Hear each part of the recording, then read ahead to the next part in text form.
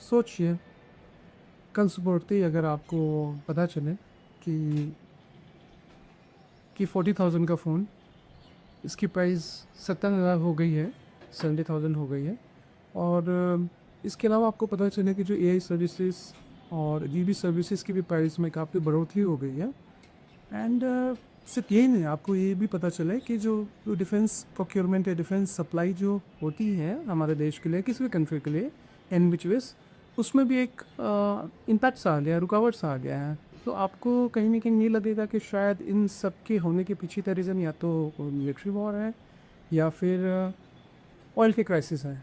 But इस बार कुछ ऐसा वजह नहीं है, इस तरह की कोई वजह नहीं है। इस बार की वजह है रेयर अर्थ सप्लाई मेटल की हम बात कर रहे हैं, जो इस बार का हमारा टॉपिक है रेयर अर्थ मेटल। आज आप एआई की बात कर लीजिए, ईवी की बात कर लीजिए, स्मार्टफोन, रिन्यूएबल एनर्जी या फाइटर जेट की बात कर, इन सब का ये एक तरह से बैकबोन है ये मेटल, रेयर अर्थ मेटल। और ये मेटल सिर्फ स्ट्रैटेजिक ही नहीं बल्कि क्रिटिकल भी है। बिकॉज इसलिए दुनिया के सबसे बड़ी रेस आज के दिन में सिर्फ और सिर्फ टेक्नोलॉजी की नहीं है, टेक्नोलॉजी की तो है ही, बट उसके अलावा जो अब रेस चल रही है, इस क्रिटिकल मिनरल सप्लाई चेन को कैसे हर देश हासिल करे। एग्जांपल के तौर पे आप देख लीजिए, आप अमेरिका की बात कर लीजिए, इंडिया की बात कर लीजिए, चाइना हो या फिर कोई यूरोपियन नेशन की आप बात कर लीजिए, हर कोई इस सप्लाई चेन को कहीं ना कहीं सिक्योर करना चाह रहा है। और फ्यूचर में वही लीड करेगा जिसके पास में टेक्नोलॉजी तो होगी, बट टेक्नोलॉजी के साथ में सप्लाई चेन भी होगी क्रिटिकल मिनरल की। अगर सप्लाई चेन आपके पास में नहीं होगा तो आप टेक्नोलॉजी के साथ आप अपनी बाद बाकी जो ज़रूरत की जो चीज़ें हैं, एंड आप इस रेस में काफ़ी पीछे रह जाएंगे। एंड ये हमारा टॉपिक है। अब हम सबसे पहले बात करेंगे कि ये रेयर अर्थ मेटल होता क्या है। ये एक 17 एलिमेंट का ग्रुप है, जिसे जो पावरफुल मैग्नेट्स, इस पावरफुल मैग्नेट्स की मदद से हम कंप्यूटर चिप की बात कर लीजिए, आप एआई हार्डवेयर की बात कर लीजिए, इलेक्ट्रॉनिक व्हीकल हो या विंड टरबाइन की बात कर लीजिए, और आज जितने भी मॉडर्न डिफेंस बनता है उसमें ये यूज़ होता है। नाम ऐसे इसका रेयर है।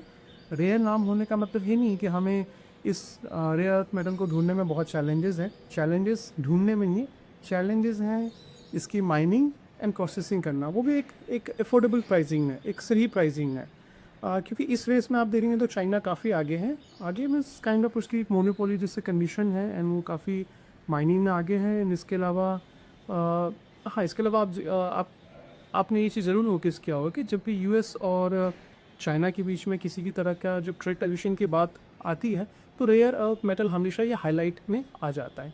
तो अगर आप ध्यान से देखें तो आज के डेट में सिर्फ और सिर्फ ग्लोबल जीडीपी बढ़ाना किसी कंट्री के लिए या एक्सपोर्ट बढ़ाना, सिर्फ यही उनके लिए चैलेंजेस नहीं है। आज के डेट में चैलेंजेस ये है कि क्रिटिकल टेक्नोलॉजी, क्रिटिकल रिसोर्सेज का वो किस तरीके से डेवलप कर सकते हैं, किस तरीके से अपने सप्लाई चेन में शामिल कर सकते हैं।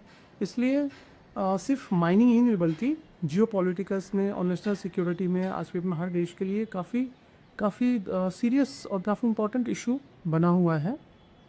अब एक और सवाल मैं आप सबसे पूछना चाहूँगा कि इंडिया इस रेस में कहाँ पे है? हम आज के में एज ए इंडियन हम कहाँ पे स्ट्रेंग करते हैं? तो इंडिया के पास में क्रिटिकल मिनरल्स का स्ट्रॉन्ग पोटेंशियल है हमारे पास में। गवर्नमेंट की माइनिंग पॉलिसी, रिफाइनिंग पॉलिसीज़ में गवर्नमेंट ने काफ़ी इस पर फोकस किया है, काफ़ी ज़्यादा इन्हेंस किया है, एंड स्ट्रेंथनिंग की है गवर्नमेंट ने काफ़ी ज़्यादा। इसके अलावा आप देखेंगे तो हमारे यहाँ पे कुछ की कंपनीज़ हैं जो इस एरिया में काफ़ी अच्छा काम कर रही है। एग्जांपल के तौर पे आप सब ने नाम सुना होगा, IREL का आपने नाम सुना होगा, बट ये लिस्टेड में नहीं है, अनलिस्टेड कंपनी पे इसके बारे में हमें शायद कम सुनने को मिलता है। एंड इसके अलावा आप इसमें नाम ऐड कर सकते हैं, वेदांता की आप बात कर सकते हो, हिंदुस्तान जिंक है, NMDC है, GMDC है। ये सब ऐसी कंपनियां हैं जो इस फील्ड में स्ट्रेटेजिक टाई अप कर रही है, एंड इसके अलावा वो नए पार्टनर भी तलाश रही है। एंड एक एडिशन टू दैट आप देखेंगे, मई 2026 की हम बात करें, जस्ट रिसेंट अभी जो मंथ अभी गुजर गया है, उसमें आप देखेंगे कि इंडिया और यूएस ने भी एक तरह का व्हील ट्रीटी साइन अप की है मई 2026 में, जहाँ पे वो आगे जाके एक सप्लाई चेन में सिक्योर करने की बात कर रहे हैं, ताकि आगे जाके चाइना पे जो हमारे डिपेंडेंसी है उसको हम रिड्यूस कर सकें। इसके अलावा चैलेंजेस की अगर बात कर ली थी रेयर अर्थ मेटल में, तो उसकी चैलेंजेस हैं इसकी प्रोसेसिंग काफ़ी एक्सपेंसिव है, इन्वायरमेंटल कंसर्न का रिस्क है, एंड जियो पॉलिटिक्स में कभी भी सप्लाई चेन के रिस्क की वजह से कभी भी किसी तरीके का डिसरप्शन होने के चांसेस है। तो हो सकता है आने वाले नेक्स्ट 10-20 ईयर्स में कि लोग ऑयल की बात ना करें, आगे जाके हम रेयर अर्थ मेटल की हम बात कर रहे हैं, कॉपर की बात होगी, जिससे हमने पिछले टॉपिक में हमने बात किया था कि